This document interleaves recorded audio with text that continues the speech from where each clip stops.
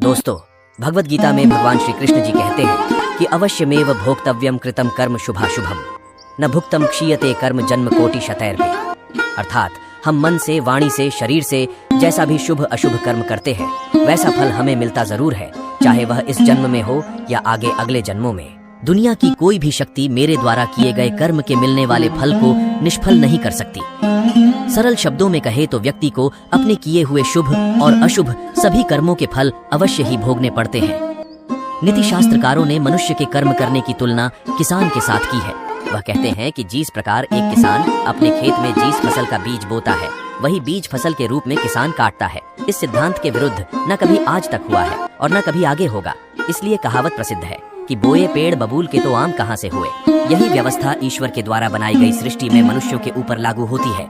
ईश्वर ने मनुष्य को कर्म करने के लिए स्वतंत्र रखा है। मनुष्य जैसा चाहे कर्म कर सकता है। अच्छे या बुरे कर्म मनुष्य की विवेक शक्ति के ऊपर निर्भर करते हैं। इंसान अपने जीवन में जैसे जैसे कर्म करता जाता है वैसे वैसे ही उसके जीवन का निर्माण होता जाता है।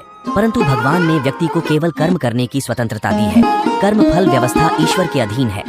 व्यक्ति जैसा कर्म करता है उसे वैसा ही फल प्राप्त होता है और यह निश्चित है, क्योंकि ईश्वर न्यायकारी है। ईश्वर मनुष्य द्वारा किए जाने वाले प्रत्येक कर्मों को जानने वाले हैं। ईश्वर के आगे किसी की भी सिफारिश नहीं चलती। इस कलयुग में तो लोग रिश्वत देकर अपना काम निकालते हैं, लेकिन भगवान को कोई रिश्वत नहीं दे सकता। इसलिए ईश्वर को पूर्ण न्यायकारी कहा गया है। भगवान की अटल न्याय व्यवस्था से कोई भी आज तक ना तो बचा है और ना ही आगे बचेगा। इसलिए अच्छे कर्म करने वाला व्यक्ति डरता है, बुरा कर्म करने वाला व्यक्ति हर समय भयभीत होता है। उसके मन में सदैव यह शंका रहती है कि कभी मेरे बुरे कर्म सामने ना आ जाए। बुरे कर्म सामने आते ही उसे उन कर्मों का फल मिलना शुरू हो जाता है। परमात्मा द्वारा सभी प्राणियों को कर्म करने की स्वतंत्रता मिली है।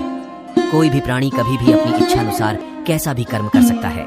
इन कर्मों की आजादी के कारण ही जीवन में नयापन बना रहता है। यदि कर्म करने की आजादी ना हो तो जीवन में जीवन जैसा कुछ भी नहीं रहेगा। इसी आजादी के कारण मनुष्य पाप पुण्य या मुक्ति में गति कर सकता है। कर्मों की इस आजादी के कारण हर मनुष्य को अपना अपना फल मिलता रहता है और मनुष्य उसको भोगता रहता है। इसी कारण इस संसार में इतने अलग अलग सोच के लोग हैं। इसलिए भगवान श्री कृष्ण जी भगवत गीता में कहते हैं कि सभी प्राणी कर्म करने के लिए स्वतंत्र है। मनुष्य कई प्रकार के कर्म करता है, जिनमें अधिकतर कर्म बांधने वाले होते हैं। बांधने का अर्थ है अपना फल देकर व्यक्ति को जगत में फंसाए रखने वाले होते हैं, क्योंकि यह कर्म आसक्ति और अहंकार से किए जाते हैं। वही कुछ दूसरे प्रकार के कर्म होते हैं जिनमें हम कर्म तो करते हैं लेकिन उनका फल हमारे चित्त में इकट्ठा नहीं होता। ऐसे कर्मों को करने की तकनीक भगवान श्री कृष्ण बताते हैं कि कर्म ऐसे किया जाए कि उसके फल में आसक्ति ना रहे। इसलिए भगवान श्री कृष्ण कहते हैं कि तू इन कर्मों को मुझे अर्पित कर दे। यह एक ऐसी प्रक्रिया है जिसमें व्यक्ति के अंदर कर्म करने का अहंकार नहीं रहता और उस कर्म के फल की इच्छा भी नहीं रहती। इस प्रकार यह कर्म शुद्ध कर्म कहे जाते हैं, जो व्यक्ति को बांधते नहीं बल्कि मुक्ति पाने में सहायक होते हैं।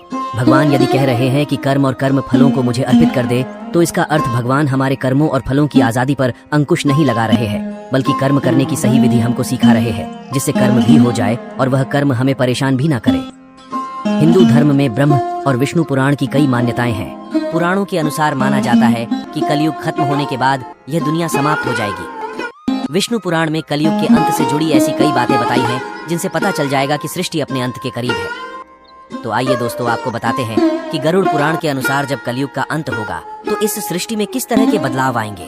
बताया जाता है कि महाभारत युद्ध के समय कई लोग किसी कारणवश इस युद्ध में भाग नहीं ले पाए थे। वे सभी योद्धा युद्ध लड़ना चाहते हैं और अब उनकी वह इच्छा कलयुग के अंत में पूरी होगी, जब भगवान विष्णु जी के 10वें अवतार कल की अवतार का जन्म होगा। भगवान बलराम जी भी महाभारत युद्ध में भाग नहीं ले पाए थे।